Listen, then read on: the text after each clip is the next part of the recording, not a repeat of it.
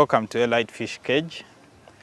We have taken some good time without getting back to you on our page, but now we are back. We had some challenges with our networks and our machines that we use.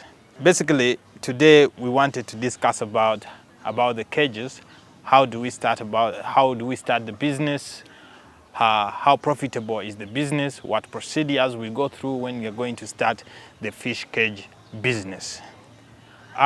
This business fine is profitable, but it needs some knowledge. It is not that you just come and you start on the business. Right.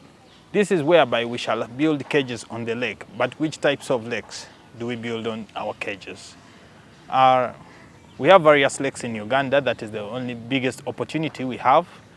But more so we make use of Lake Victoria.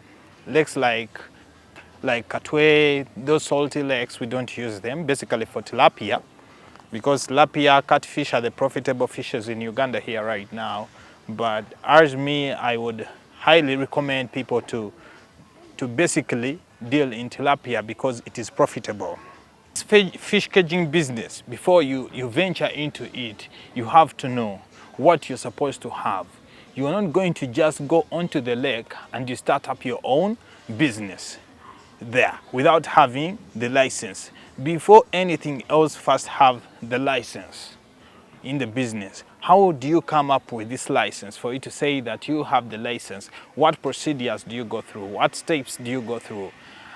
First and foremost, the major thing that you must know is you have to get a risk assessment report.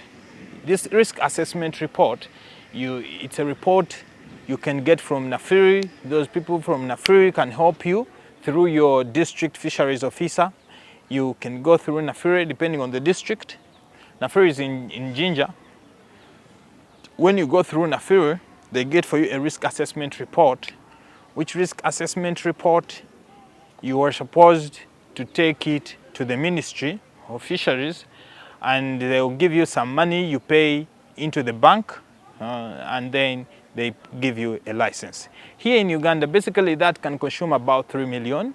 The license costs cannot exceed more than 700,000, but the issue is for you to complete all those processes, it will take you about 3 million. Because you have to buy a lot of things. You have Sorinon to buy, but you have to facilitate a lot of things for everything to go on. Because also these officials of Nafiri to come onto your site, they will need you to pay some little money for their transportation costs, for other things, as you know, Uganda. But what I know is the process of the license will take you about 3 million. Because when you're getting that license, it will be having coordinates. They will give you various coordinates on the lake, okay? Your area on the lake that you're supposed to do your farming from. You're not going to just get onto the lake because you have a license and you conduct your business from there. That lake will have coordinates. It will be well gazetted that you pass here from this point to this point to this point to this point. So you find that you have a specific place on your lake. Secondly, we have to know the depth of the lake. Fine, you have gotten those coordinates of that area, but which specific area are you going to put in your cages? How? This lake has a different pH. Different areas have different pH.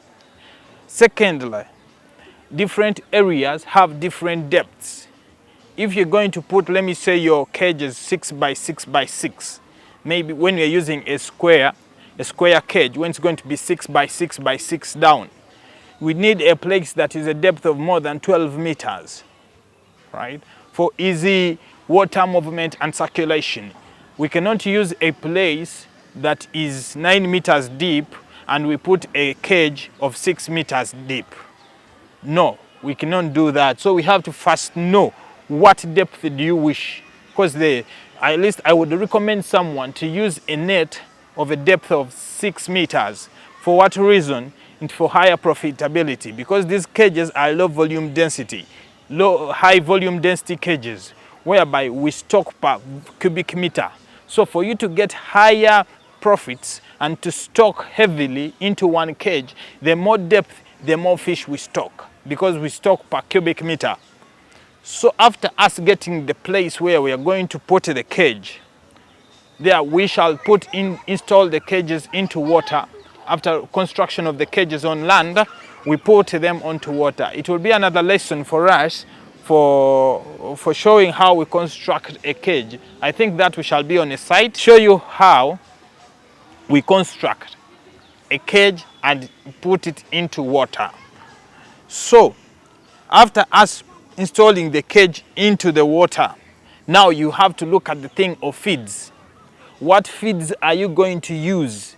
Because before we start on the feeds being used, or before we put the fish into the water, or before we stock fish into the water, we should make sure that the feed going to feed that fish for the 8 months they are going to be in water, it is already in stock, because we don't want to run out of feeds at any time T when the fish is in water, because it will have to feed every day, morning and evening.